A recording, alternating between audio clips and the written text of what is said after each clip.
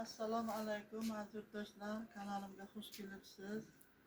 Bugun yana bir video roligimni ishlamoqchiman. Uning nomi margansovka kanaga qarshi. Bundan oldin gullarimni ko'rsatmoqchiman. Mana geran gullarim chiroyli rivojlanib kelyapti. Bularga qandaydir qurt tushdi-da, qanday qurtligim hayron qoldim. Shu uyda oldida devichi vinograd ekilgan edi. Shuni qurtini kapalagi bordim bilmayman. Bularni yeb qo'ydi. Yani barglarini. Bunisiga indanmagan. Mana bu yerda yana bitta nimamiz bor. Geran gulimiz bor. Bularga bir xloroz kasali tekkanmi deb turibman. Men bunisini ham ko'rsat. Mana barglar oqarib qolgan. O'sha xloroz kasalini o'rganish uchun nimaga kirgandim internetga. Bu xlorozni juda xili ko'p ekan. Azotli xloroz, kalsiyli xloroz, kaliyli xloroz, magniyli xloroz, har qanday nima yetmagan payti shunday xloroz rivojlanar ekan. Endi xlorozdan oldin men o'sha mana Kemiralux dorisini tayyorlab hamma gullarga sepib chiqdim.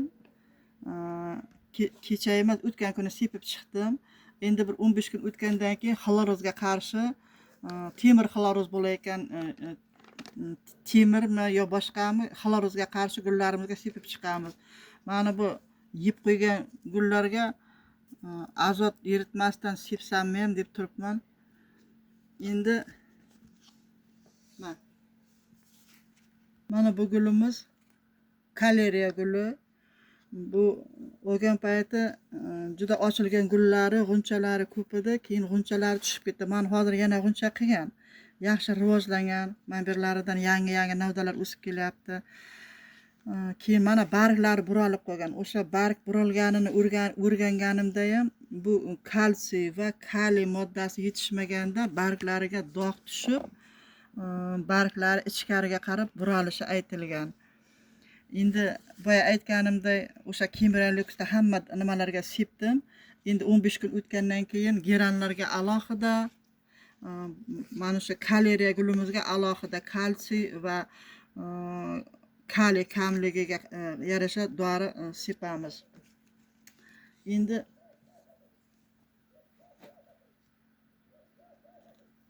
mana gulimiz, mana bu gulimiz Xitoy atirguli. Xitoy atirgulimizga bir oylar oldin kana tushdi. Kana tushdida keyin men internetda izlashtirib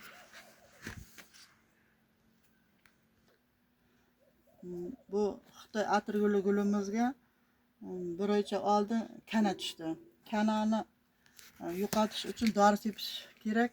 Uyda sepadigan dori yo'q edi. Internetda o'rganib bunga margansovka sepsa o'sha kanalar yo'qolar ekan. O'sha margansovka 2 marta sepib kana yo'qoldi va mana barglari joyiga tushib, mana yana g'unchalab, yana gullab turibdi. Juda yaxshi ta'sir qiladi.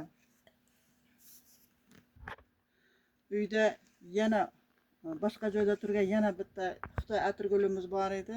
Buni barglari katta bo'lgani uchun havasim ketib bozordan olib kelgandim. Buni qarasam juda yaxshi turgandi. Buni ham barglari ichkariga qarab buralyapti.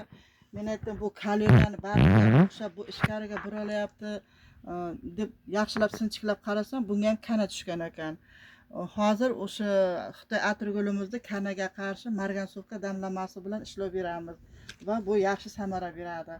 Buni hozir mana baklashkaga tayyorlab oldik. Buni 1 litrga 1 gram deb uni nimasini proporsiyasini berib bo'lmaydi. Bu mana shu rangiga qarab bilsa bo'ladi. Mana shu normalni tayyorlangan margansovkali eritma va bu kanaga qarshi yaxshi ishlaydi. Hozir bunga ishlab beramiz. Bunisi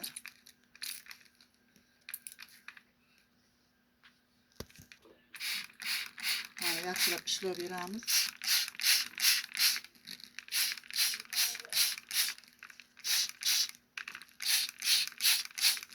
Aradan 2 kun o'tgandan keyin yana ishlab berish kerak. Suv sepgandan keyin soyroq joyga qo'yish kerak, issiq joyga qo'yib bo'lmaydi.